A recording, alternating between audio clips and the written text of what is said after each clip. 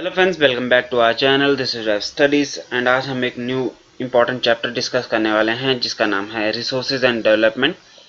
Currently हम class 10th की जो ज्योग्राफी है उसको डिस्कस कर रहे हैं, ठीक है। और ये जो चैप्टर है इसका नाम है resources and development and chapter first है, जिसमें हम रिसोर्सेज के बारे में बात करेंगे कि रिसोर्सेज क्या होते हैं, ठीक है। फिर उसके बाद हम सॉइल के बारे में डिस्कस करेंगे, कौन कौन से जो फैक्टर्स है वो इफेक्ट करते हैं सॉइल फॉर्मेशन को, वो देखेंगे। फिर डिफरेंट टाइप्स ऑफ सॉइल्स देखेंगे, जैसे कि अलुवियल सॉइल हो गया, ब्लैक सॉइल हो गया, लेटराइट सॉइल हो गया, और उनकी कैरेक्टरिस्टिक्स देखेंगे, ठीक है। सो फ्रेंड्स, स्टार्ट करते हैं आज की वीडियो। सो इससे पहले वीडियो स्टार्ट करें हम, उससे पहले हमें पता होना चाहिए कि रिसोर्सेज क्या होते हैं। सो अगर सिंपल सी लैंग्वेज में हम देखें या सिंपल सी भाषा में मैं कहूँ तो everything available in our environment, जो भी हमारे एनवायरनमेंट में कुछ एक चीजें हैं जो हमारी जो नीड्स है उनको सेटिस्फाई कर सके, उनको कहा जाता है रिसोर्सेस, ठीक है। और इसके लिए कुछ एक कंडीशंस मेट होनी जरूरी होती हैं, जैसे कि आपके ये टेक्नोलॉजिकली एक्सेसिबल होनी चाहिए, मतलब इसके लिए एक अच्छी सी टेक्नोलॉजी या फिर सूटेबल टेक्नोलॉजी होनी चाहिए जिससे जो इनको रिसोर्सेज को आप यूजफुल ला सके और ह्यूमन के लिए ये यूजफुल हो सके, ठीक है। जैसे कि अब आपको पता है वाटर होता है वो आपके दो कंपोनेंट से बना होता है, हाइड्रोजन और ऑक्सीजन से बना होता है। जो हाइड्रोजन है इसको हम काफी जगह पर यूज कर सकते हैं, तो हमारे पास अभी इतनी जो वो नहीं है, टेक्नोलॉजी अवेलेबल नहीं है जिससे हम इसको एक्सट्रैक्ट करके इसको जो हाइड्रोजन को हम यूज कर सके, ठीक है। फिर इकोनॉमिकली फिजिबल, इकोनॉमिकली फिजिकल से हम क्या समझ रहे हैं कि मान लो कि आपने इतनी बड़ी मशीनरीज बिल्ड कर दी हैं, बहुत बड़ी बड़ी मशीनरी बिल्ड कर दी है और उसमें बहुत बड़ा खर्चा कर दिया आपने, पर आपका जो ये रिसोर्सेज आपने जो एक्सट्रैक्ट किया है वो सिर्फ इतना सा ही है जो एक या दो पर्पसेस, मतलब एक या दो ह्यूमन के लिए जो नीड है उनको सर्व कर सके, तो वो आपके इकोनॉमिकली फिजिबल में नहीं आता है, ठीक है। और कल्चरली एक्सेप्टेबल भी होने चाहिए, उनको कहा जाता है रिसोर्सेज, ठीक है। और ये जो रिसोर्सेज रहते हैं ये आपके इस प्रोसेस से आपका ट्रांसफॉर्म होते हैं, जिसके लिए मेरे को एक डायग्राम बनाना पड़ेगा। मैं पहले रब करके इसको बना लेता हूँ थोड़ा सा।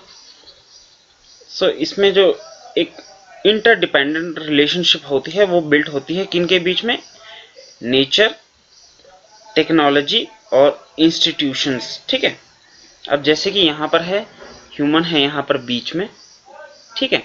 और यहाँ पर है नेचर, नेचर में आपके मोस्टली आपके जो रिसोर्सेज मिलते हैं, जैसे कि रॉक्स हो गई, रॉक्स को प्रोसेस करके आप सीमेंट वगैरह या फिर और चीज़ें बनाते हो जो आपकी ह्यूमन के लिए यूजफुल रहती हैं, ठीक है। फिर उसके बाद होगी टेक्नोलॉजी। टेक्नोलॉजी टेक्नोलॉजी कैसे रोल प्ले करती है, अब ह्यूमन टेक्नोलॉजी की हेल्प से नेचर से रिसोर्सेज एक्सट्रैक्ट करते हैं, उनको प्रोसेस करते हैं, फिर वही रिसोर्सेज आपके आगे चल के ह्यूमन के लिए यूजफुल बनने लायक होते हैं, ठीक है। फिर उसके बाद ह्यूमन इंस्टीट्यूशंस क्रिएट करता है। इंस्टीट्यूशन से फॉर एग्जांपल जैसे कोई फैक्ट्रीज हो गई जहां पर आपके ये टेक्नोलॉजीज वगैरह यूज होती हैं जिससे आपके रिसोर्सेज हैं वो और यूजफुल बनते हैं, ठीक है। और इनसे मतलब और ह्यूमंस की जो नीड है वो फुलफिल होगी, ठीक है। तो ह्यूमंस ने क्या किया, नेचर में जो रिसोर्सेज थे उनको टेक्नोलॉजी की हेल्प से एक्सट्रैक्ट किया, प्रोसेस किया, और फिर बाद में चल के जब इन्होंने बड़े बड़े इंस्टीट्यूशंस या फिर फैक्ट्रीज वगैरह प्रॉपर इंस्टीट्यूशंस बनाए ताकि जो रिसोर्स की जो एक्सट्रैक्शन है वो प्रॉपर ढंग से हो सके, ठीक है, जो आगे चल के ह्यूमन की नीड्स को वो फुलफिल कर सके, ठीक है। सो आप देख सकते हो ह्यूमन का भी इसमें काफी बड़ा रोल प्ले कर रहा है, क्योंकि अगर ह्यूमन के पास नॉलेज नहीं होगी कि कैसे वो रिसोर्सेज है वो एक्सट्रैक्ट करेगा, प्रोसेस करेगा, कैसे वो टेक्नोलॉजी क्रिएट करेगा ताकि वो जो रिसोर्सेज हैं वो एक्सट्रैक्ट हो सके, प्रोसेस हो सके, और कैसे वो इंस्टीट्यूशंस बिल्ड कर पाएगा, तो इसमें जो ह्यूमन का रोल है वो काफी इंपॉर्टेंट रहता है। तो ह्यूमन भी एक प्रकार से एक रिसोर्स का काम करता है, ठीक है। सो दोस्तों, अब हम देख लेते हैं क्लासिफिकेशन ऑफ रिसोर्सेज की। हमारे जो रिसोर्सेज होते हैं वो कितने भागों में डिवाइडेड हैं, कौन कौन से बेसिस पे वो डिवाइडेड हैं, ठीक है। सो अगर हम क्लासिफिकेशन देखें on the basis of origin, origin मतलब कि कहां से इनका ओरिजिन आता है रिसोर्सेज का। सो इसमें आते हैं हमारे दो, बायोटिक और एबायोटिक। बायोटिक मतलब कि आपके वो रिसोर्सेज जो आपके बायोस्फीयर से या फिर लिविंग बीइंग से ड्राइव होते हैं उनको कहा जाता है बायोटिक रिसोर्सेज। ठीक है, इसमें जैसे कि हो गया आपके फ्लोरा हो गया, फौना हो गया, ह्यूमन बीइंग्स हो गए, ये सब बायोटिक रिसोर्सेज के एग्जांपल है। ठीक है, और नेक्स्ट रहते हैं आपके एबायोटिक रिसोर्सेज। एबायोटिक रिसोर्सेज आपके वो रिसोर्सेज होते हैं जो आपके नॉन लिविंग बीइंग से ड्राइव किए जाते हैं, जैसे कि रॉक्स हो गई, मेटल्स हो गए, ये सब आपके रॉक्स हो गए, मेटल्स हो गए, ये सब आपके एबायोटिक रिसोर्सेज के एग्जांपल हैं। ठीक है, अगर हम एग्जॉस्टिबिलिटी पे देखें कि कौन कितनी जल्दी खत्म होता है कि नहीं, तो उसके हिसाब से हमारे दो भागों में डिवाइड किए गए हैं, रिन्यूएबल रिसोर्सेज और नॉन रिन्यूएबल रिसोर्सेज। ठीक है, तो अगर हम फर्स्ट की बात करें तो ये वो रिसोर्सेज होते हैं जिनको एक बार आप यूज करने के बाद इनको दोबारा यूज किया जा सकता है, जैसे कि सोलर एनर्जी हो गई, विंड एनर्जी हो गई, ये सब आपके रिन्यूएबल रिसोर्सेज के एग्जांपल हैं। ठीक है, वहीं पर अगर आप नॉन रिन्यूएबल रिसोर्सेज की बात करें तो वो रिसोर्सेज होते हैं जो इनको आप एक बार यूज करें तो इनको दोबारा यूज नहीं किया जा सकता, जैसे कि हो गए फॉसिल फ्यूल्स हो गए, पेट्रोलियम हो गया, ये सब आप इनको एक ही बार यूज करते हो, उसके बाद ये खत्म हो जाते हैं, इनको दोबारा यूज नहीं किया जा सकता है। ठीक है, सो फॉसिल फ्यूल्स एक नॉन रिन्यूएबल रिसोर्सेज का एग्जांपल है। ठीक है, और उसके बाद देख लेते हैं हम on the basis of ownership की, मतलब इनको कौन ओन कर रहा है।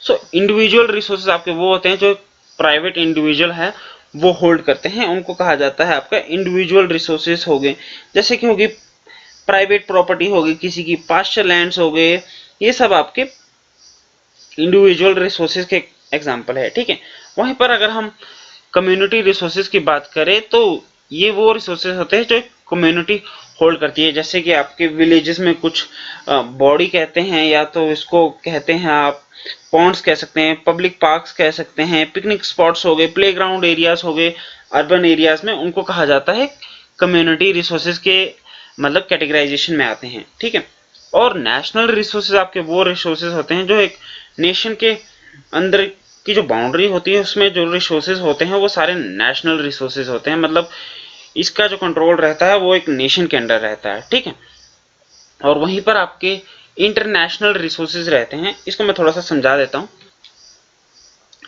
सो अगर हम इंटरनेशनल रिसोर्सेज की बात करें तो इंटरनेशनल रिसोर्सेज वो रिसोर्सेज होते हैं जो आपके नेशन के बियॉन्ड आते हैं, नेशन का इसके ऊपर कोई कंट्रोल नहीं रहता है। फॉर एग्जांपल ये आपकी सी लिमिट है, हम जब नेक्स्ट वीडियोस आएंगे उसमें डिस्कस करेंगे, तो जैसे 12 नॉटिकल माइल्स हो गया, फिर मतलब इसकी कोस्ट लाइन से लेकर 12 नॉटिकल माइल्स हो गया, फिर 200 नॉटिकल माइल होता है, वो होता है आपका एक्सक्लूसिव इकोनॉमिक जोन, और इसके बियॉन्ड जो आपके मतलब एरिया आता है वो आता है आपका इंटरनेशनल बाउंड्री में। ठीक है, सो यहाँ पर काफी रिसोर्सेज होते हैं, जैसे कि आपके सी में ही बात करें तो सी में काफी रिसोर्सेज होते हैं इसके बियॉन्ड में। ठीक है, जैसे कि इसके सी बेड में काफी आपको मेटल्स वगैरह मिलेंगे, सो जो आपके इंटरनेशनल कंट्रोल में आते हैं। ठीक है, वहीं पर जो गवर्नमेंट है वो हमारी जो गवर्नमेंट है, जैसे कि इंडिया की गवर्नमेंट है, वो कोशिश कर रही है कि जो आपके बियॉन्ड इंडियन ओशन में आपके जो रिसोर्सेज मिलते हैं आपके सी बेड में, उनको एक्सट्रैक्ट करके इनको रिसोर्सेज को और इंडिया की जो पॉपुलेशन है उनकी जो नीड्स हैं, एनर्जी से रिलेटेड नीड्स हैं, कुछ और से रिलेटेड नीड्स हैं, उनको फुलफिल किया जा सके। ठीक है, सो इसके लिए परमिशन लेने की कोशिश कर रही है आपकी इंडियन गवर्नमेंट। ठीक है, और नेक्स्ट जो कैटेगराइजेशन रहती है वो रहती है on the basis of status of development. इसमें भी आपके 3 रिसोर्सेज है, जैसे कि पोटेंशियल रिसोर्सेज हो गए, डेवलप्ड स्टॉक हो गया और रिजर्व्स हो गया, और ये यहाँ पर कॉमा है। सो फर्स्ट है पोटेंशियल रिसोर्सेज, फिर है आपके डेवलप्ड रिसोर्सेज, फिर हो गया स्टॉक, फिर हो गया रिजर्व्स। ठीक है, सो अगर हम पोटेंशियल रिसोर्सेज की बात करें तो वो ये रिसोर्सेज रीजन में पाए जाते हैं, बट इनके अभी प्रॉपर ढंग से यूटिलाइजेशन नहीं हुई है। जैसे कि आपके हम राजस्थान की बात करें या गुजरात की बात करें तो आपको पता है राजस्थान और जो गुजरात एरिया है तो होता है ये आपका सोलर एनर्जी के लिए काफी यूजफुल हुआ जा सकता है, किया जा सकता है। ठीक है, और इसमें आपके विंड एनर्जी भी काफी यूजफुल की जा मतलब काफी इसको मतलब एक्सट्रैक्ट किया जा सकता है या फिर यूजफुल किया जा सकता है, ठीक है। सो ये जो रिसोर्सेज होते हैं, पोटेंशियल रिसोर्सेज होते हैं, ये आपके मतलब एक रीजन में पाए तो जाते हैं बट ये अभी तक यूटिलाइज नहीं हुए हैं। सो इनको कहा जाता है पोटेंशियल रिसोर्सेज। मतलब कि जैसे कि अगर नॉर्मल सी भाषा में लेते हैं, हम किसी पर्सन को कहते हैं कि इस बंदे में काफी या इस पर्सन में काफी पोटेंशियल है, मतलब इसमें काफी कैपेसिटी है कि ये वो काम कर सकता है, बट ये अपना पूरे तरीके से अपना प्रॉपर वो नहीं दे पा रहा है। क्या कहते हैं उसको, प्रॉपर जो अपना जो इसके पास पोटेंशियल है उसको फुल्ली दिखा नहीं पा रहा है, ठीक है। तो वैसे ही आपके पोटेंशियल रिसोर्सेज भी होते हैं कि मतलब आपके पास रिसोर्सेज पड़े हैं एक रीजन में, बट ये फुली यूटिलाइज नहीं हुआ है, इनका प्रॉपर ढंग से यूज नहीं हुआ है, ठीक है। तो उनको कहा जाता है पोटेंशियल रिसोर्सेज। है आपका डेवलप्ड रिसोर्सेज, रिसोर्सेज जिनका आपका सर्वे कर दिया गया है कि यहाँ पर इस लोकेशन पर ये रिसोर्सेज पाए गए हैं, प्लस इनकी क्वालिटी की किस क्वालिटी में ये रिसोर्सेज हैं, प्लस कितनी क्वांटिटी में ये रिसोर्सेज है, ठीक है। और इनकी जो डेवलपमेंट होती है, रिसोर्सेज की डेवलपमेंट, वो डिपेंड करती है आपकी टेक्नोलॉजी के ऊपर और लेवल ऑफ देयर फिजिबिलिटी। उनको कहा जाता है आपके डेवलप्ड रिसोर्सेज, जिनके बारे में आपको पूरा सर्वे कर दिया गया है कि कितने कहाँ पर है ये अवेलेबल, कौन सी क्वालिटी में है, क्वांटिटी में है, उनको कहा जाता है आपके डेवलप्ड रिसोर्सेज। और स्टॉक रिसोर्सेज की बात हम करें तो स्टॉक रिसोर्सेज आपके वो रिसोर्सेज होते हैं जो आपकी एनवायरनमेंट में पड़े होते हैं, ठीक है, बट हमारे पास एक अप्रोप्रिएट टेक्नोलॉजी नहीं होती जिससे जो ये जो रिसोर्सेज है इनको एक्सेस किया जा सके, इनको प्रोसेस किया जा सके और ह्यूमन के लिए यूज किया जा सके। उस तरीके से हमारे पास इनके लिए टेक्नोलॉजी अवेलेबल नहीं है। जैसे कि आपको पता है कि वाटर हो गए, ये हमारे अर्थ में काफी क्वांटिटी में अवेलेबल हैं, ठीक है, पर और आपको पता है हाइड्रोजन भी काफी जगह पर यूज किया जा सकता है, पर हमारे पास हाइड्रोजन वाटर है वो हाइड्रोजन और ऑक्सीजन के कंपाउंड से मतलब बना होता है, ठीक है, एलिमेंट से लेकर बना होता है, ठीक है। अगर हमारे पास एक ऐसी अप्रोप्रिएट टेक्नोलॉजी नहीं है जिससे हम इसको हाइड्रोजन को मतलब अलग करके इसको मतलब यूज किया जा सके, डिफरेंट डिफरेंट जो एरियाज हैं उसमें हाइड्रोजन का है वो यूज किया जा सके, ठीक है।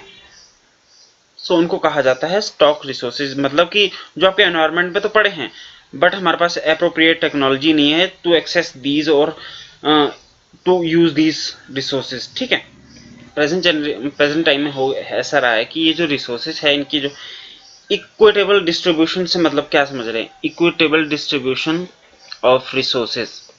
अब इससे क्या होता, इसका मतलब ये होता है कि कुछ जो लोगों ने आपके रिसोर्सेज है वो इतने यूटिलाइज कर लिया है या फिर इतने यूज कर रहे हैं कि कुछ एक जो लोग हैं वो यूज नहीं कर पा रहे हैं और कुछ एक लोग जो ज्यादा यूज कर रहे हैं, जिसकी वजह से क्या हो रहा है, इनइक्वालिटी सी क्रिएट हो रही है। फॉर एग्जांपल आपके रिच पीपल हैं, रिच लोग होते हैं, वो क्या करते हैं, उनके पास रिसोर्सेज काफी ज्यादा होते हैं, काफी रिसोर्सेज यूज कर सकते हैं, वहीं पर इन कंपैरिजन टू आपके जो पुअर लोग होते हैं वो आपके मतलब रिसोर्सेज इतना अच्छे से यूज नहीं मतलब इनके पास अवेलेबल नहीं होते, एक्सेसिबल नहीं होते, तो क्या होता है कि इससे मतलब इनइक्वालिटी सी क्रिएट हो जाती है, ठीक है। वहीं पर आपके इतना रिसोर्सेज होते हैं वो इस तरीके से यूज किए जा रहे हैं कि इनमें क्या हो रहा है, रिसोर्सेज होते हैं पहले तो आपके डिप्लीट हो रहे हैं, ठीक है, और रिसोर्सेज के आपके एक्सेसिव यूज होने से क्या हो रहा है कि डिफरेंट डिफरेंट जो फिनोमेनास हैं वो इमर्ज हो रहे हैं, जैसे कि क्लाइमेट चेंज हो गया या फिर ग्लोबल वार्मिंग हो गए। ये सब कुछ एक जो फिनोमेनास है वो राइज हो रहे हैं आपके जब हम रिसोर्सेज को आपके कंटिन्यूसली यूज कर रहे हैं, ठीक है, और इससे क्या हो रहा है, जो प्लेनेट है वो भी डेंजर में आ रहा है, ठीक है। सो इसका मतलब था, इस पूरे पैराग्राफ का मतलब ये था कि आपके जो हमारे जो रिसोर्सेज है वो आपके इनडिस्टिंक्टिवली या फिर इनडिस्क्रिमिनेटली यूज किए जा रहे हैं, जिससे क्या हो रहा है कि रिच लोग ज्यादा यूज कर पाते हैं और पुअर लोग हैं उनको पास इतनी एक्सेस नहीं कर पाते हैं, ठीक है, जिसकी वजह से क्या हो रहा है, एक गैप क्रिएट हो जा रहा है between the rich and poor. Plus आपके रिसोर्सेज है इनको इस तरीके से यूज किया जा रहा है कि कुछ जो रिसोर्सेज है वो डिप्लीट होना स्टार्ट हो गया, जैसे कि आपके फॉसिल फ्यूल्स हो गए, जैसे कि ऑयल हो गया, कोक हो गया, इनको इतने तौर पे इनको यूज किया जा रहा है कि फॉसिल फ्यूल्स हैं वो मतलब घटते जा रहे हैं, ठीक है, और ये डिप्लीट होते जा रहे हैं बेसिकली, ठीक है। और इनके रिसोर्सेज के जैसे कि फॉसिल फ्यूल्स हो गए, ठीक है, फिर कोक हो गया, कोल हो गया, इन सब के यूज करने से क्या हो रहा है कि जो गैसेस होती है वो आपके रिलीज हो जाती है एनवायरनमेंट में, एटमॉस्फेयर में, जिससे क्या हो रहा है कि ग्लोबल वार्मिंग के चांसेस बढ़ते जा रहे हैं, ठीक है। फिर क्लाइमेट चेंज बढ़ते जा रहे हैं, जिससे क्या हो रहा है कि हमारा जो एनवायरनमेंट है या तो उसका क्लाइमेट है वो खराब हो रहा है या फिर ह्यूमन के रहने लायक नहीं रह रहा है, ठीक है।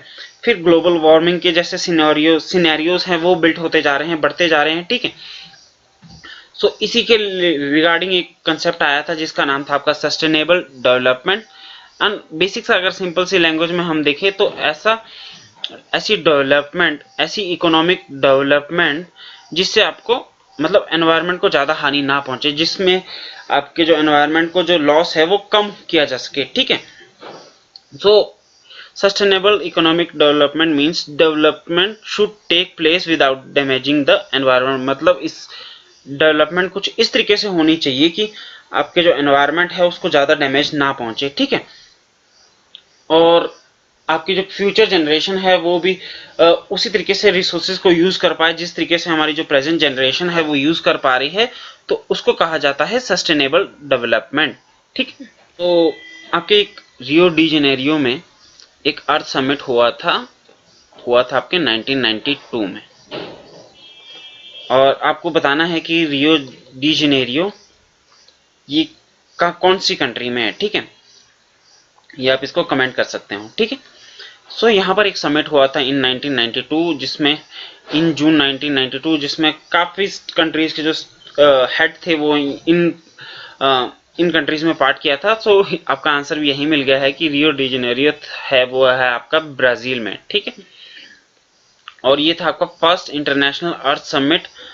और इसमें कुछ एक जो आपके अर्जेंट प्रॉब्लम्स थी उनको एड्रेस करने के लिए ये समिट था वो बुलाया गया था, जैसे कि आपके हो गया एनवायरमेंटल प्रोटेक्शंस हो गया, सोशियो इकोनॉमिक डेवलपमेंट हो गया, उन सब को एट द ग्लोबल लेवल इस सब को डिस्कस करने के लिए ये एक समिट था वो आपका मतलब यहाँ पर हेल्ड हुआ था, ठीक है, ब्राजील में रियो डी जेनेरियो में, ठीक है।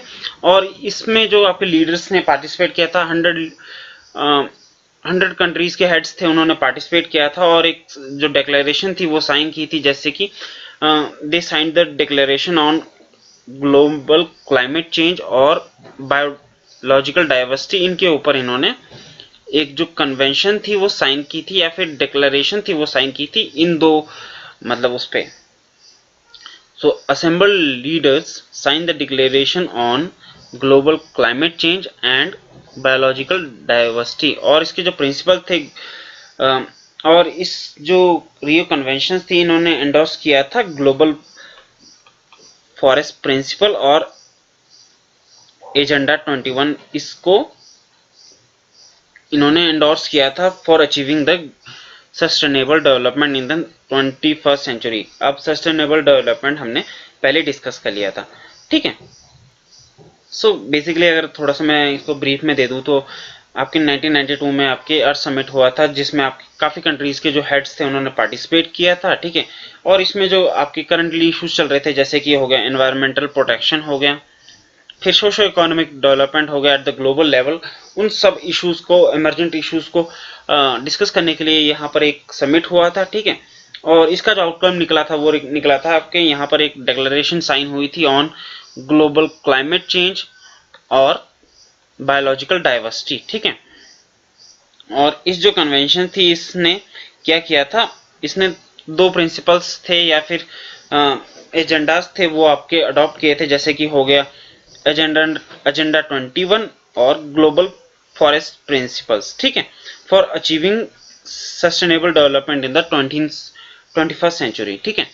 सो अगर हम एजेंडा 21 की बात करें तो ये आपका डिक्लेरेशन थी वो साइन की गई थी in 1992 at the United Nation conference on environment and development, ठीक है। और ये कहाँ हुई थी, in Rio de Janeiro at Brazil, ठीक है। और इसका जो मेन एम था वो था आपका ग्लोबल सस्टेनेबल डेवलपमेंट, ताकि जो वर्ल्ड है वो आपके ग्लोबल सस्टेनेबल डेवलपमेंट की तरफ बढ़ सके, ठीक है। और इसका जो मेन एजेंडा था वो रहता था आपका to combat environmental damage, poverty, disease through global cooperation, common interest, mutual needs और शेयर्ड रिस्पॉन्सिबिलिटीज। और इसका वन ऑफ द ऑब्जेक्टिव ये भी था आपका एजेंडा 21 का कि हर एक जो लोकल गवर्नमेंट है वो अपना एक लोकल एजेंडा 21 क्रिएट करे और उसको फुलफिल करने की कोशिश करे, ताकि ये जो इश्यूज थे जैसे कि एनवायरमेंटल डैमेज हो गया, पॉवर्टी हो गया, डिजीज हो गया, इनको आप कॉम्बैट कर सको थ्रू ग्लोबल कोऑपरेशन हो गया, शेयर्ड रिस्पॉन्सिबिलिटीज के थ्रू आप इनको टैकल कर सके। ठीक है दोस्तों, अब हम देख लेते हैं रिसोर्स प्लानिंग के बारे में। तो अगर आप देखें तो हम प्लान क्यों करते हैं?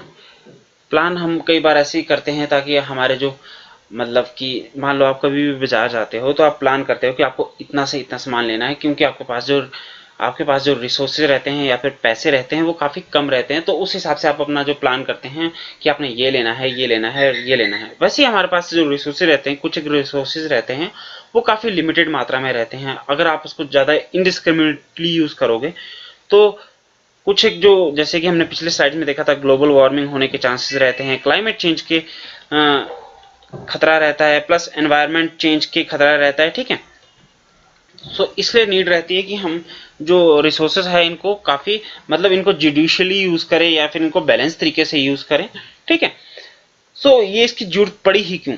अब जैसे कि हमारे को पता है हमारे जो इंडिया है यहाँ पर आपके हिमालयन रिवर्स हो गए। जैसे कि हमारे को पता है वाटर भी एक रिसोर्स है, ठीक, और हिमालयन रिवर्स जिसमें आपका वाटर रहता है वो आपका through out the year flow करता है। वहीं पर आपके कुछ एक एरियाज हो गए जैसे कि गुजरात या राजस्थान हो गए, यहाँ पर आपके प्लान मतलब यहाँ पर जो आप देख सकते हैं यहाँ पर काफी सूखा एरिया रहता है, तो यहाँ पर पानी की इतनी बहुतायत या फिर यहाँ पर पानी इतनी मात्रा में नहीं होता है। तो हम इस तरीके से एक प्लान बना सकते हैं कि यहाँ पर जो जहाँ पर आपका जो पानी ज्यादा बह रहा है या फिर ज्यादा मात्रा में है वो इनको थोड़ा सा इंटरलिंक करके यहाँ पर पानी पहुंचाया जा सके। ठीक है, तो इस तरीके से कुछ प्लान किया जाता है। वहीं पर आप देखोगे कि कुछ एक एरियाज हो गए जहां पर आपकी सनलाइट होती है या फिर सोलर एनर्जी होगी या फिर विंड एनर्जी होगी, वो काफी ज्यादा मात्रा में होती है। वहीं पर आपके ऊपर वाले एरियाज में हो गए यहाँ पर आपकी सनलाइट या फिर सोलर एनर्जी होगी इतनी इंटेंसिटी नहीं होती है। ठीक है, तो आप देखोगे कि यहाँ पर भी आपके सोलर और विंड एनर्जी तो यहाँ पर काफी ज्यादा है, पर यहाँ पर आपके काफी कम है।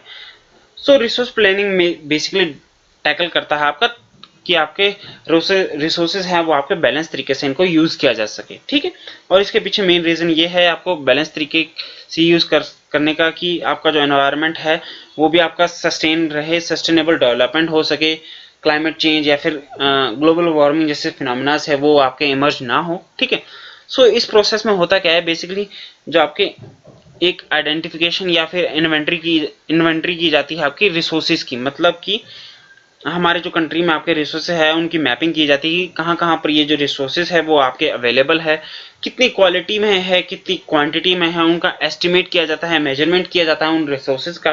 ठीक है, फिर उसके बाद जो नेक्स्ट जो प्रोसेस रहती है उसमें क्या करते हैं, हम एक स्ट्रक्चर बनाते हैं, प्लान बनाते हैं कि आपके कौन कौन से आपके पास टेक्नोलॉजीज अवेलेबल है, स्किल आपके अवेलेबल है, कौन कौन से इंस्टीट्यूशंस की आपकी नीड होगी ताकि जो आपका ये जो रिसोर्स डेवलपमेंट प्लान्स हैं उनको फुलफिल किया जा सके या फिर इम्प्लीमेंट किया जा सके। फिर लास्ट जो स्टेप रहता है वो रहता है आपका to match the resource development plans with the overall national development plans. ठीक है, सो जैसे कि अगर मैं एग्जांपल लेके चलूं, पहले मैं इसको रब कर लेता हूं। ठीक है, सो इसको जब मैंने रब किया, अब जैसे कि आपको पता है ये हमारी इंडिया का मैप हो गया। ठीक है, और यहाँ पर हिमालयन रिवर्स है, कुछ एक एरियाज हो गए जहाँ पर आपके जो रिवर्स मतलब पानी है इतनी क्वांटिटी में नहीं होता है। ठीक है, और यहाँ पर आपके कुछ एक एरियाज में आपका पानी इतना होता है कि कुछ एक एरियाज में यहाँ पर फ्लड आ जाते हैं। ठीक है, काफी बाढ़ आ जाती है। ठीक है, सो अब हम देख सकते हैं इसमें फर्स्ट प्रोसेस रहेगी हमारे की, जैसे कि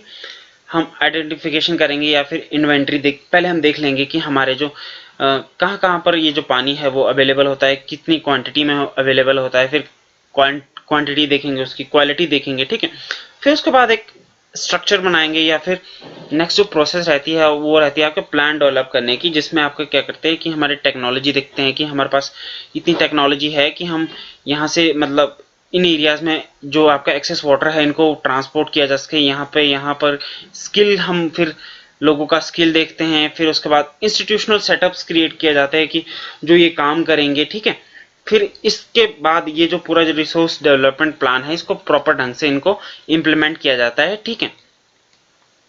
फिर थर्ड स्टेज में आपका होता है कि आपका जो आपने जो रिसोर्स डेवलपमेंट प्लान्स हैं वो आपके नेशनल डेवलपमेंट प्लान से भी आपका मैच करना चाहिए, ठीक है। सो इतना बेसिक्स आपको समझ आ गया, यही था आपका रिसोर्स प्लानिंग के बारे में। सो अब हम देख लेते हैं कि जैसे कि हम इस स्लाइड में कहा गया है कि availability of resources is necessary condition for development of any region. मतलब इसका मतलब सिंपल सा अगर हम बात करें कि आपके जो जिस एक रीजन में आपके रिसोर्सेज अवेलेबल होंगे वो आपका डेवलप होगा। जैसे कि आपके छत्तीसगढ़, राजखंड, झारखंड वाला एरिया है, वहां पर आपके रिसोर्सेज होते हैं जैसे कि कोल हो गया, स्टील हो गया, ठीक है, कोल हो गया, आयरन हो गया, ये सब वहां पर पड़े हैं, तो ये रीजन भी काफी मतलब डेवलप है।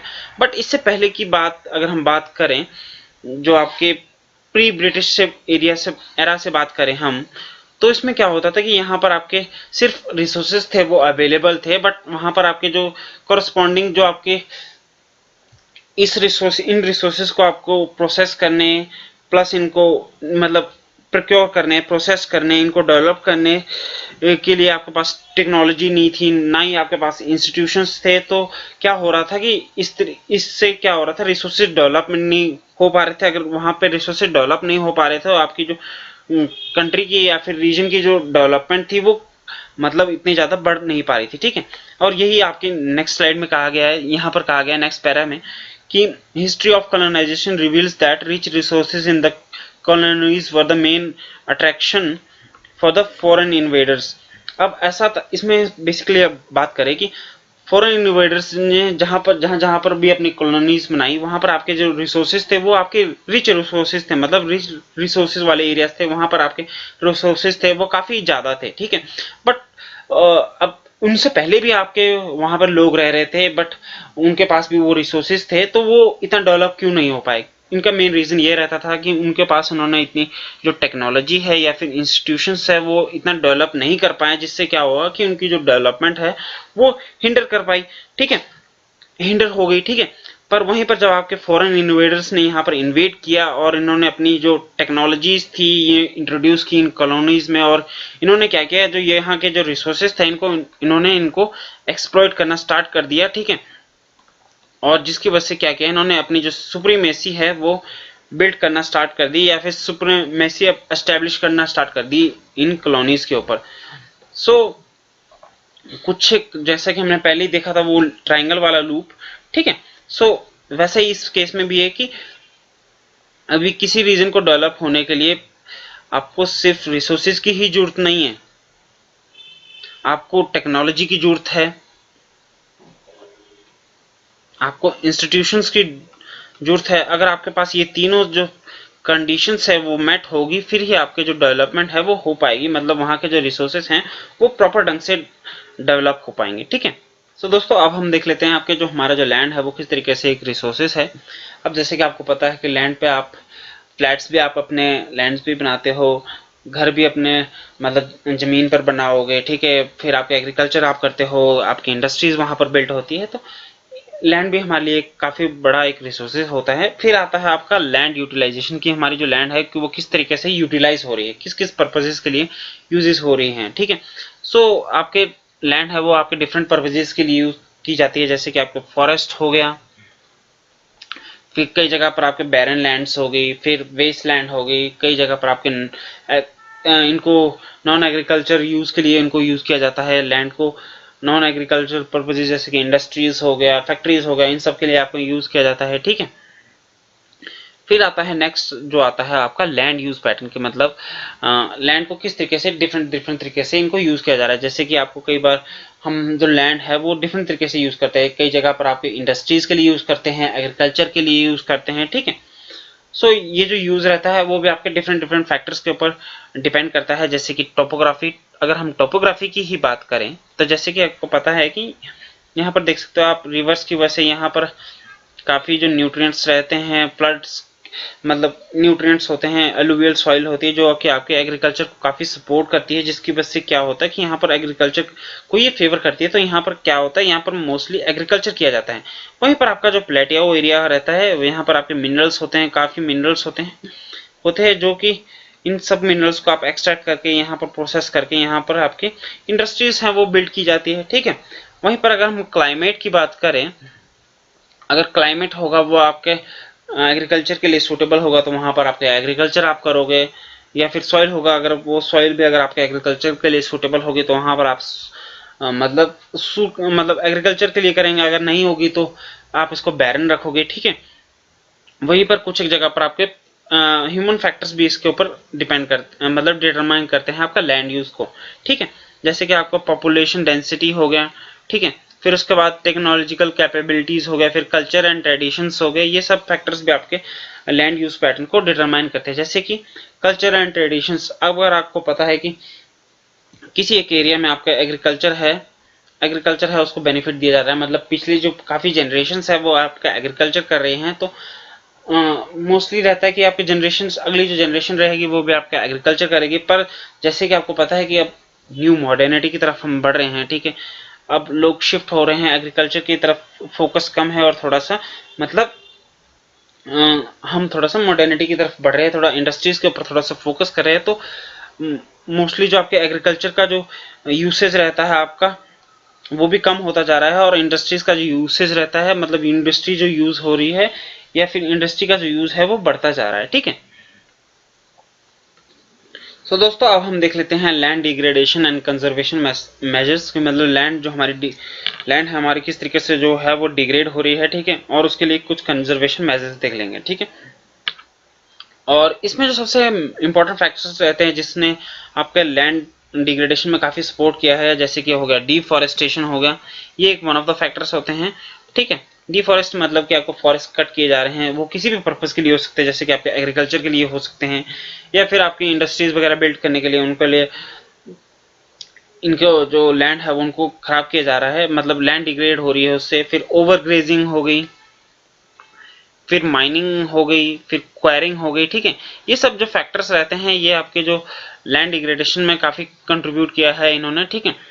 और इरिगेशन भी काफी जगह पर मतलब सपोर्ट किया है। अगर आप क्या होता है कि ज्यादा इरिगेशन कर देते हैं, ठीक है, इरिगेशन कर देते हैं किसी एक पर्पस किसी एक जगह पर, ठीक है, तो इससे क्या होता है वाटर लॉगिंग हो जाती है, जिससे क्या होता है कि आपके जो इनसैलिनिटी हो गई या फिर अल्कलिनिटी जो होती है वो सॉइल में वो बढ़ती जा रही है। जैसे कि आपके ज्यादा किसी एक एरिया में आप ज्यादा इरिगेट कर देते हो, ठीक है, अब वो क्या होता है वाटर लॉग एरिया हो जाता है, जब मतलब वाटर से वो भर जाता है, ठीक है। अब क्या होता है जब ये इवेपोरेट होगा, जो सॉल्ट्स रहते हैं वो पीछे रह जाते हैं सॉइल में, जिससे क्या होता है जो आपकी जो सॉइल होती है या फिर इनसैलाइन हो जाती है, सैलाइन हो जाती है, या फिर अल्कलिनिटी हो जाती है, ठीक है। और जब आप माइनिंग करते हो, माइनिंग जैसे आप माइनिंग कुछ रॉक्स वगैरह आप एक्सट्रैक्ट करते हो, मिनरल्स वगैरह एक्सट्रैक्ट करते हो, तो क्या होता है कि जब आप इसको एक्सकवेशन कर मतलब हो जाती है, उसके बाद क्या हो जाता है कि वहां पर आपके जो ये जो लैंड है रहती है वो खराब हो जाती है। यहाँ पर आपके कुछ टाइम तक मतलब यहाँ पर फॉरेस्ट भी नहीं क्रिएट हो पाते हैं या फिर बिल्ट हो पाते हैं, ठीक है।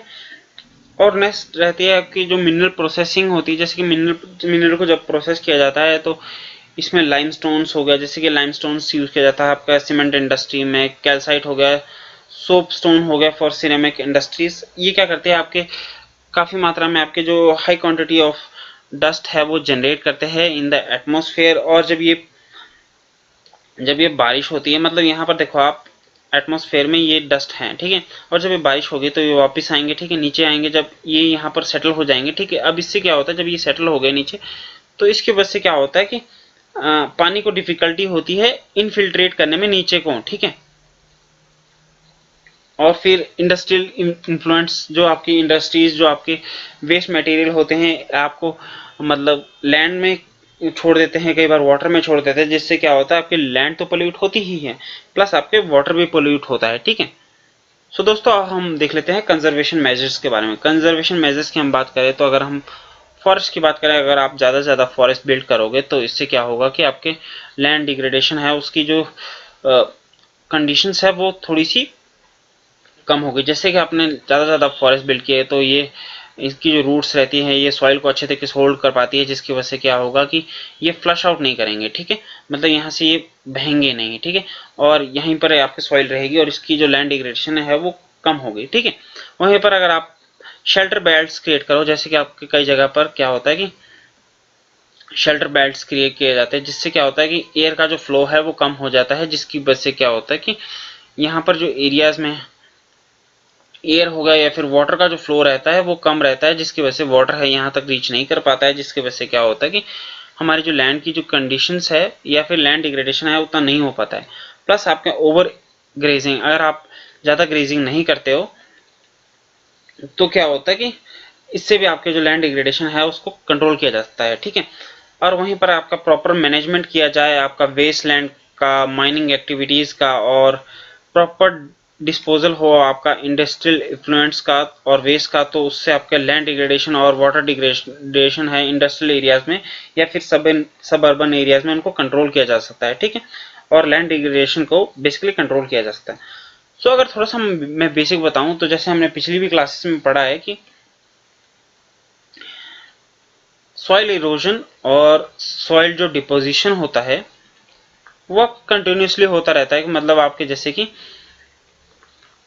अब मैं बताऊं आपको, जैसे कि यहाँ पर एक सॉइल है, ठीक है, मतलब किसी भी फैक्टर की वजह से ये सॉइल है यहाँ से मूव कर जाती है, ठीक है, और यहाँ पर जाके ये डिपॉजिट हो जाती है, ठीक है। फिर उसके बाद यहाँ पर ये डिपॉजिट होगी, ठीक है, और वहीं से लेके यहाँ से इस तरीके से, मतलब ये कुछ तरीके से लैंड को क्या करती है, ट्रांसफॉर्म करती है, ठीक है। सो ये कंटिन्यूसली प्रोसेस रहती है, इसमें एक बैलेंस हुआ होता है पहले, ठीक है, पहले से इसमें बैलेंस क्रिएट हुआ है लैंड इरोजन और लैंड डिपोजिशन में, मतलब सॉइल इरोजन और सॉइल डिपोजिशन में थोड़ा सा बैलेंस क्रिएट होता है। बट आपके ह्यूमन की जो कुछ एक एक्टिविटीज ने ये जो बैलेंस है वो डिसबैलेंस कर दिया है, मतलब बैलेंस है वो तोड़ दिया। अब क्या हो रहा है कि सॉइल इरोजन है वो ज्यादा हो रहा है, ठीक है, और इसके पीछे मेन रीजन यही रहता है आपके ओवरग्रेजिंग हो गया, एफॉरेस्टेशन हो गया, ये सब आपके कुछ एक रीजंस रहते हैं, ठीक है, और जिसकी वजह से लैंड है वो और डिग्रेड हो रही है। तो फ्रेंड्स अब हम सॉइल के बारे में देख लेते हैं कि हमारी जो सॉइल है वो किस तरीके से एक रिसोर्स के तरीके से काम करती है। तो पहले हम देख लेते हैं कि सॉइल होती क्या है। तो सॉइल होती है आपकी, soil is a layer of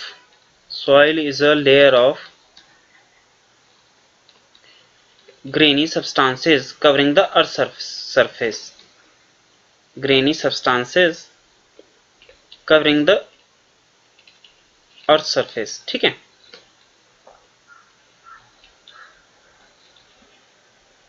ये होती है आपकी सॉइल, ठीक है। और सॉइल भी आपके, ये है आपकी सॉइल प्रोफाइल, जो मैंने ये आपका शो किया है आपको, इसको कहा जाता है, ये जो पूरा है इसको कहा जाता है सॉइल प्रोफाइल, ठीक है, सॉइल प्रोफाइल। और इसमें जो सबसे नीचे है वो रहती है आपकी बेड रॉक। बेड रॉक मतलब कि जिस रॉक से मिलकर ये बनी है, जिस रॉक से ये बनी है उसको कहा जाएगा आपका बेड रॉक, ठीक है। और इसके अब आप देखोगे ये विदर्ड हुई तो इसमें थोड़े छोटे छोटे पार्ट्स में ये डिवाइड हुई, तो इसको कहा जाएगा आपका विदर्ड रॉक मटेरियल, ठीक है। और उसी तरीके से जब और विदर हुई तो यहाँ पर आपके मतलब और छोटे छोटे क्वांटिटीज में इसके जो पार्टिकल्स है वो है, तो इसको कहा जाता है सब सॉइल, ठीक है, और इसको कहा जाता है सबस्ट्रेटम, ठीक है। और इसमें आपके मोस्टली जो रहती है वो रहती है आपके सॉइल हो गई, सैंड हो गया, सिल्ट हो गया, क्ले हो गया, ये सब आपके पार्टिकल्स है वो इसमें रहते हैं, ठीक है। और वहीं पर आपकी जो टॉप सॉइल रहती है वो रहती है आपकी, इसमें काफी ह्यूमस रहता है, ह्यूमस हो गया, ठीक है, और यहाँ पर आपकी वेजिटेशन होती है, ठीक है। सो इसको कहा जाता है सॉइल प्रोफाइल। सॉइल प्रोफाइल में आपके चार वो रहती हैं, जैसे कि पेरेंट रॉक या फिर बेड रॉक मतलब कि इस जिससे लेकर ये जो सॉइल है वो मिलकर बनी है, ठीक है।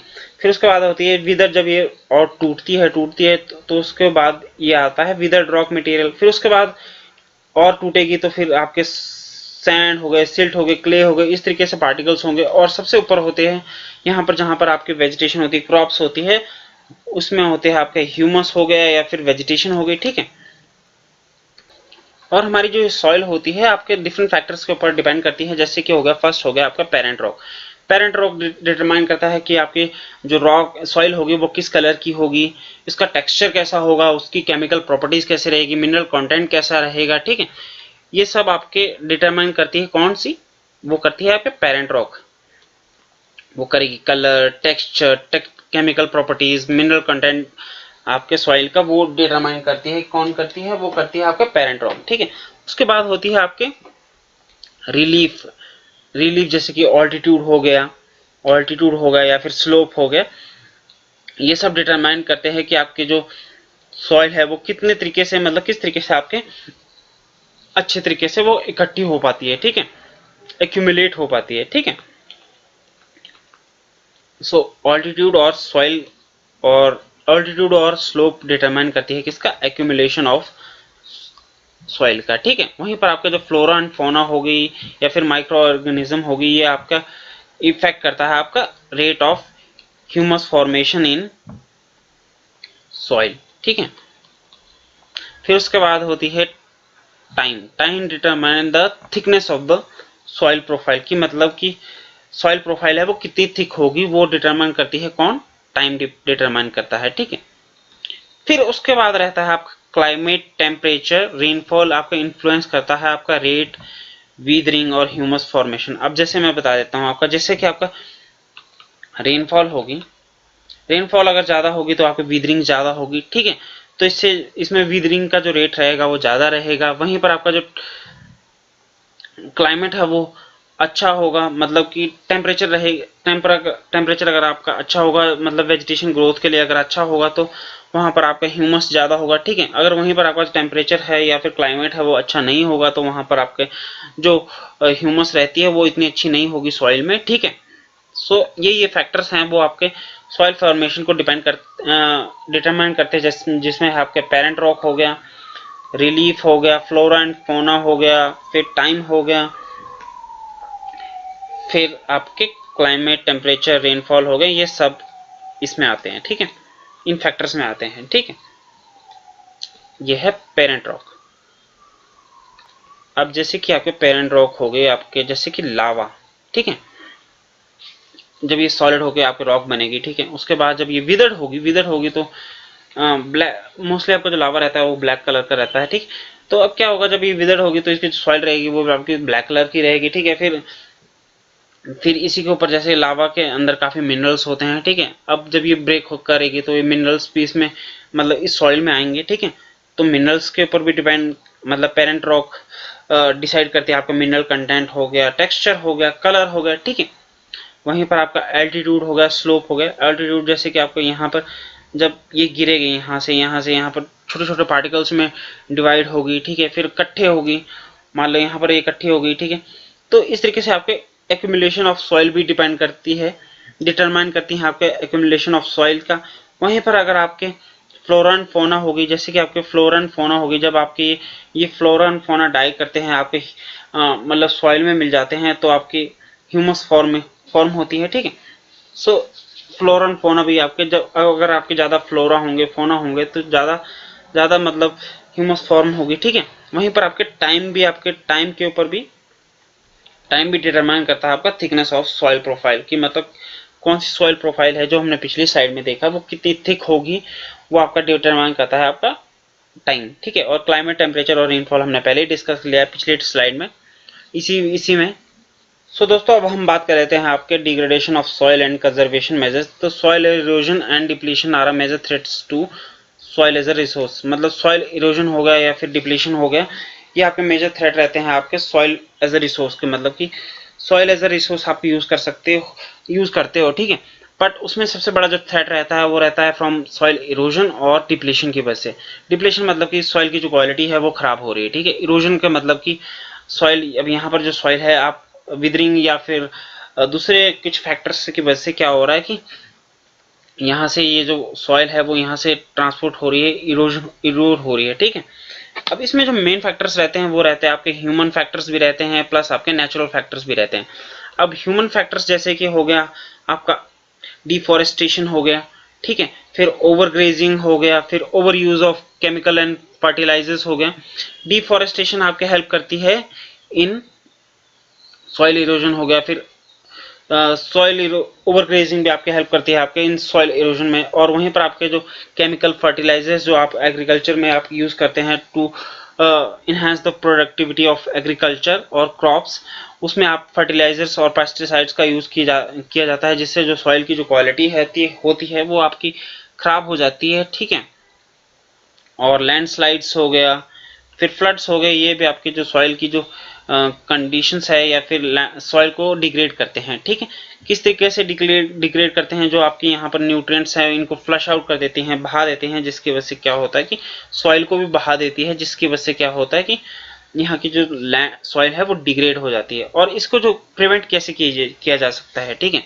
एक हो गया मल्चिंग, मल्चिंग जिसको कहते हैं। मल्चिंग का मतलब कि आपकी कुछ एक क्रॉप्स के बीच में आपके यहाँ पर घास वगैरह रख दी जाती है, जिससे क्या होता है कि जो मॉइस्चर होता है वो रिटेन किया जा सकता है यहाँ पर, जिसकी वजह से क्या होता है कि यहाँ से आपका मॉइस्चर नहीं हटता है, ठीक है। फिर उसके बाद होता है कंटोर बैरियर्स। कंटोर बैरियर्स मतलब कि आपके इसके जो कंटोर्स में क्या होता है, एक बैरियर्स बना दिया जाता है, जो कि बना होता है रॉक से बना होता है, छोटे छोटे रॉक से बना होता है, ठीक है। अब इससे क्या होता है, जो विंड वाटर की जो स्पीड है वो कम हो जाती है, और अगर वाटर की स्पीड कम होगी तो आपका इरोजन कम होगा, ठीक है।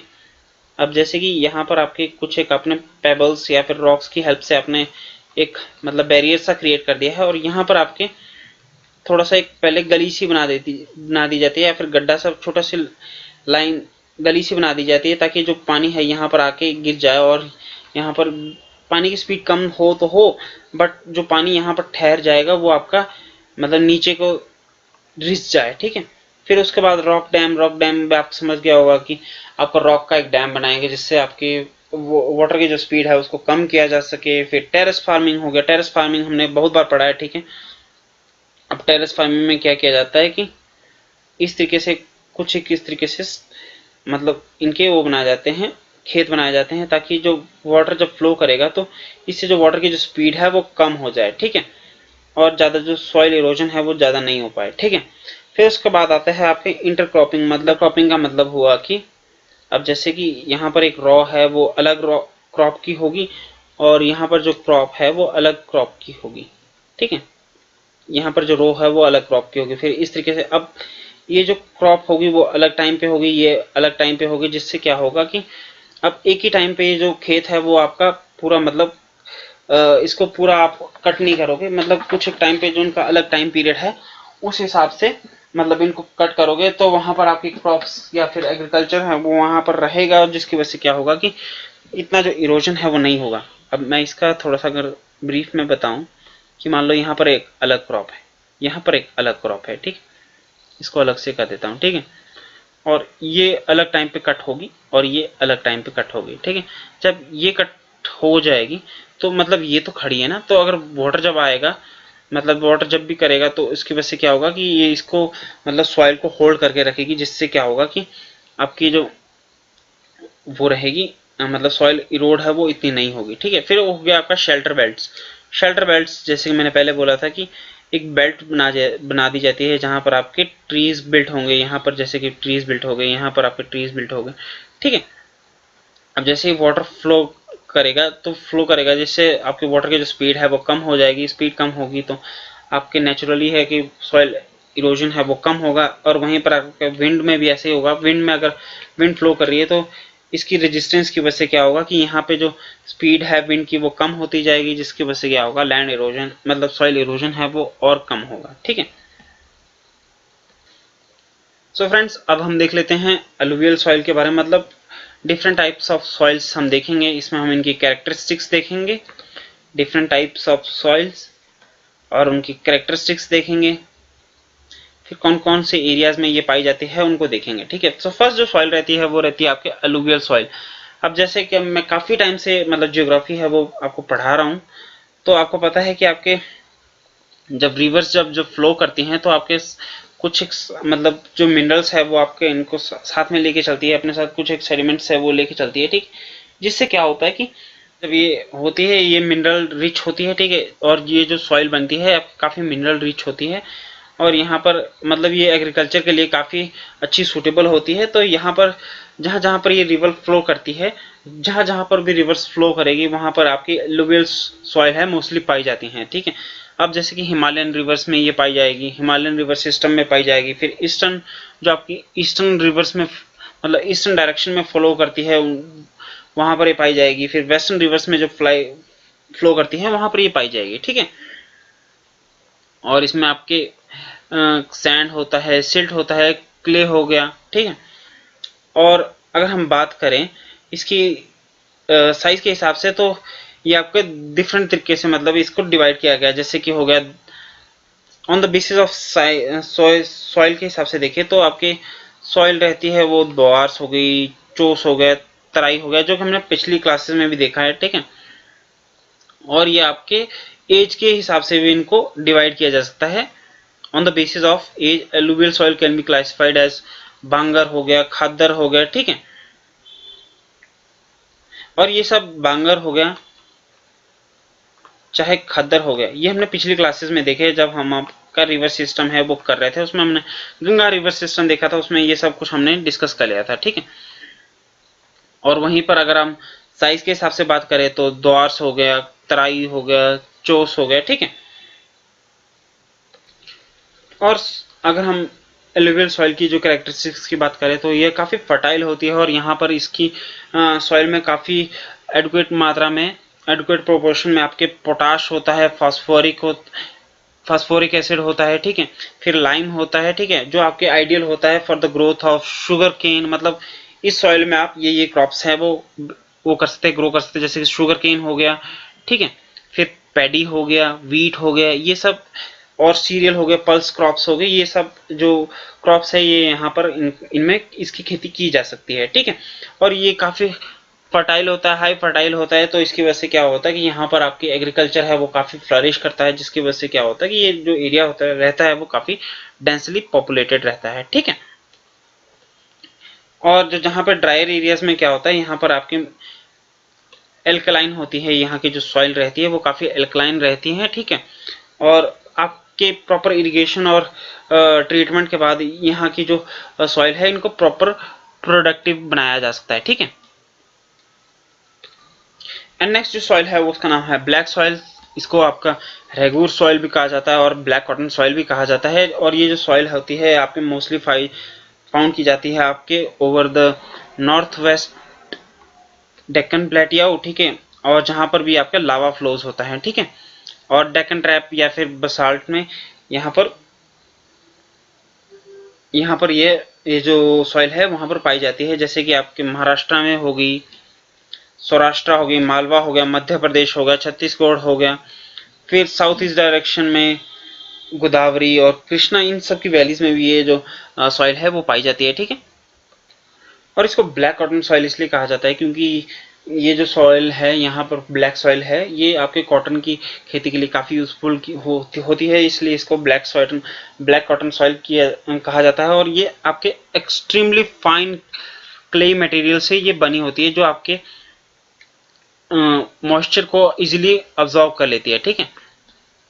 और अब इसके थोड़े से अगर मैं थोड़ा सा बताऊं तो जब बारिश होती है या फिर इसमें रेनफॉल है वो, या फिर वाटर की जो कंटेंट है वो ज़्यादा होता है, तो ये क्या होती है, ये आपके वो हो जाती है, मतलब इसमें काफ़ी पानी भर जाता है, ठीक है।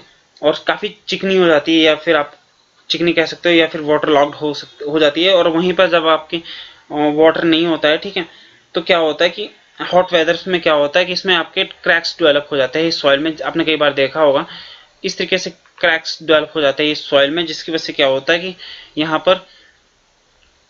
पर हवा है वो आसानी से चली जाती है आपके सॉइल में, जिससे क्या होता है प्रॉपर एरेशन हो जाती है सॉइल की, ठीक है। और ये जो मैंने पहले बोला कि ये सॉइल है होती है आपके स्टिकी हो जाती है when wet and difficult to work on unless tilled and. और जब ये सॉइल होती है ये वेट हो जाती है, तो क्या होता है कि ये स्टिकी हो जाती है और इसके ऊपर काम करना जो होता है वो आपका डिफिकल्ट होता है, जब तक इसको आपका प्रॉपरली इसको टिल नहीं किया जाता है आपके आफ्टर द फर्स्ट शावर, ठीक है। और इसमें जो क्वांटिटी रहती है सॉइल न्यूट्रिएंट्स की क्वांटिटी, जैसे कि इसमें कैल्शियम कार्बोनेट हो गया, मैग्नीशियम हो गया, पोटाश हो गया, लाइम हो गया, ये तरीके से मतलब इसमें जो कंटेंट है वो काफी अच्छा रहता है, ठीक है। और ये जनरली लैक करती हैं इन फॉस्फोरिक कंटेंट्स में, ठीक है। तो ब्लैक सॉइल में आपके रहते हैं कैल्शियम कार्बोनेट रहता है अच्छे क्वांटिटी में, कैल्शियम कार्बोनेट हो गया, फिर मैग्नीशियम हो गया, फिर पोटेशियम पोटाश हो गया, फिर लाइम हो गया, ये सब इसमें अच्छी क्वांटिटी में होता है। वहीं पर ये लैक किस में करती है, फॉस्फोरिक कंटेंट में। ठीक है, जो सॉइल है वो आपकी रेड एंड येलो सॉइल जो कि आपके डेवलप होती है on crystalline igneous rocks in the areas of low rainfall. ये आपका जो काफी इंपॉर्टेंट फैक्ट है। ठीक है, और इन एरियाज में ये जो सॉइल है वो पाई जाती है। ठीक है, जैसे कि हो गया उड़ीसा हो गया, छत्तीसगढ़ हो गया, फिर ईस्टर्न और सदर्न पार्ट ऑफ डेक्कन प्लेटियोस, यहाँ पर ये दिए गए हैं एरियाज जहाँ पर ये पाई जाती है। ठीक, और ये आपके डेवलप करती है जब, क्यों डेवलप करती है ये सॉइल, ये डेवलप करती है जब आपका रेडिश कलर होता है, आपका डिफ्यूज कर जाता है, diffusion of iron in the crystalline और मेटामॉर्फिक रॉक्स। जब आपके जो आयरन होता है, जो आपके सॉइल में जो आयरन होता है आपका डिफ्यूज कर जाता है आपका क्रिस्टलाइन और मेटामॉर्फिक रॉक्स में, तब ये रेड कलर का मतलब वो रंग देती है। ठीक है, सॉइल में। ठीक है, और वहीं पर आपके जब ये आपके हाइड्रेटेड फॉर्म में होती है तो ये येलो कलर अपीयर करती है, शो करती है। ठीक है, एंड नेक्स्ट जो सॉइल रहती है वो रहती है आपके लेटराइट सॉइल। एंड इसके लिए आपके मेजर 2 कंडीशन रहती है, हाई टेम्परेचर होना चाहिए, ठीक है, और हाई रेनफॉल होना चाहिए। ठीक है, हाई रेनफॉल। अब मैं ये बता देता हूँ आपको कि ये बिल्ड कैसे होती है। ठीक है, अब ये जो सॉइल होती है ये डेवलप होती है इन ट्रॉपिकल और subtropical climate with alternate wet and dry season. Alternate, जहां पर आपके अल्टरनेट वेट और ड्राई सीजन होता है आपका, वहां पर ये जो सॉइल है वहां पर ये डेवलप होती है इन अंडर सब ट्रॉपिकल और सब ट्रॉपिकल क्लाइमेट में। ठीक है, अब क्या होता है मैं बता देता हूं आपको। अब क्या होता है कि जैसे कि आपको मैंने पहले बताया, ये है सॉइल। अब यहाँ पर आपके हैवी रेनफॉल हो रहा है, हैवी रेनफॉल हो रहा है। ठीक है, अब जब हैवी रेनफॉल हो रहा होता है तो क्या होता है, जो मोस्टली जो न्यूट्रिएंट्स रहते हैं वो नीचे चले जाते हैं। ठीक है, और इसके साथ आपका सिलिका भी नीचे की तरफ को चला जाता है। ठीक है, जिसकी वजह से जो कलर होता है और ऊपर जो बच जाता है वो बच जाता है, क्या बच जाता है, आयरन। और आयरन क्या होता है, रेड कलर शो करता है। ठीक है, और जिसकी वजह से क्या होता है, इसका जो रंग रहता है वो रहता है रेड। ठीक है, और वहीं पर आपके जब आपके यहाँ पर हाई टेम्परेचर होगा तो ये जो पीछे रह गया है ये आपका इकट्ठा हो जाता है। ठीक है, जिसकी वजह से क्या होता है कि यहाँ पर ना तो आपकी प्लांट की ग्रोथ के लिए काफी हेल्पफुल रहती है। ठीक है, और ना ही क्या होता है कि, और यहाँ पर आपके मोस्टली पाई जाती है, कहाँ पर पाई जाती है, ये वेस्टर्न घाट्स में पाई जाती है, रीजन ऑफ महाराष्ट्र हो गया, उड़ीसा हो गया, वेस्ट बंगाल में पाई जाती है, नॉर्थ ईस्ट रीजन्स में हो गया। ये सब आपके रीजन है, ये यहाँ पर दिए गए हैं जहाँ पर ये पाई जाती है। सॉइल रहती है वो रहती है आपके एरिड सॉइल, जिसका जो कलर रेंज करता है from red to brown in colour range करता है। ठीक है, और ये मोस्टली रहती है आपके सैंडी इन टेक्सचर और सेलाइन इन नेचर। ठीक है, इसका जो नेचर रहता है वो सेलाइन रहता है और सैंडी रहता है इसका टेक्सचर। ठीक है, और इसकी कई एक एरियाज में क्या होता है कि यहाँ पर आपके जो सॉइल में आपके सॉल्ट कंटेंट है रहता है वो काफी हाई रहता है। ठीक है, ठीक है, और ज़्यादा ड्राई क्लाइमेट और हाई टेम्परेचर होने की वजह से यहाँ पर एवेपोरेशन है वो फास्ट होती है, जिसकी वजह से क्या होता है कि आपके वेजिटेशन है इतने जल्दी नहीं हो पाती है। अगर वेजिटेशन नहीं होगी तो यहाँ पर आपके जो ह्यूमस है वो आपका नहीं रहेगा फिर। ठीक है, और सॉइल में ह्यूमस है वो नहीं रहेगा। ऊपर से अगर आपके यहाँ पर आपका जो ड्राई क्लाइमेट है प्लस हाई टेम्परेचर है तो उसकी वजह से जो इवेपोरेशन है वो ज़्यादा होगी, जिसकी वजह से क्या होगा, मॉइस्चर भी सॉइल में है वो थोड़ा सा कम रहेगा। ठीक है, और इसके जो लोअर होराइजन्स रहते हैं आपके सॉइल के, उसमें आपके कंकर्स काफ़ी होते हैं। ठीक है, और जिसकी वजह से क्या होता है कि जब आपके ये हेल्प करती है या फिर रिस्ट्रिक्ट करती है in the infiltration of water, मतलब ये रिस्ट्रिक्ट करती है आपका वाटर को इनफिल्ट्रेट करने में। ठीक है, और आपको अगर आप जहाँ जहाँ पर आपकी इसकी जो प्रॉपर इरिगेशन होती है वो आपके हो तो वहाँ पर आपका एग्रीकल्चर है वो यहाँ पर किया जा सकता है, जैसे कि आपके हो गए आपके in case of western Rajasthan. ठीक है, एंड नेक्स्ट सॉइल है उसका नाम है फॉरेस्ट सॉइल। जैसे कि आपको नाम से पता लग रहा है ये मोस्टली पाई जाती है आपके हिली एरियाज में या फिर माउंटेनियस एरियाज में। ठीक है, और इसका क्या होता है कि सॉइल टेक्सचर करता है वो डिपेंड करता है आपका, वेरी करता है according to the mountain environment where they are forms. ठीक है, और इन वैली साइड्स में क्या होता है, in valley sides they are loamy and silty. वहीं पर आपके जो अपर स्लोप्स में इनका जो ये रहते हैं कोर्स ग्रेन रहते हैं, ठीक है। और in the snow cover areas में यहाँ पर आपके क्या होता है कि यहाँ पर आपके डीन्यूट्रिशन ज़्यादा होती है, ठीक है। और डीन्यूट्रिशन ज़्यादा होगी तो वहाँ पर आपके और प्लस यहाँ पर आपके लो ह्यूमस होता है, ठीक है, लो ह्यूमस कंटेंट होता है, ठीक है। और आपके नीचे वैलीज में क्या होता है कि आपके रिवर टेरेसेस में आपके जो एलुवियल फैंस होते हैं वो काफ़ी फर्टाइल होते हैं, ठीक है। और ये जो पैराग्राफ है हमने पहले डिस्कस कर लिया है आपका। अब डिन्यूडेशन ऑफ सॉइल कवर, मतलब यहाँ पर आपकी सॉइल है, अगर यहाँ से सॉइल हट जाती है, मतलब आपकी सॉइल है वॉश डाउन हो जाती है, तो क्या होता है कि यहाँ की जो सॉइल है वो बह जाती है, जिसकी वजह से क्या होता है सॉइल इरोजन हो जाता है और कहीं पर जाकर ये सेटल हो जाएगी, ठीक है, डिपोजिशन होगा, ठीक है। अब ये जो दो प्रोसेसेस होती है वो आपके साइमल्टेनियसली चलती रहती है, ठीक है। और इनमें आप जनरली क्या होता है कि इनमें बैलेंस क्रिएट हो जाता है, ठीक है, बैलेंस होता है, ठीक है। अब क्या होता है कि कुछ एक टाइम से क्या हो रहा है कि रिसेंट एक्टिविटीज की वजह से क्या हो रहा है कि ये जो बैलेंस था वो डिस्टर्ब हो गया है।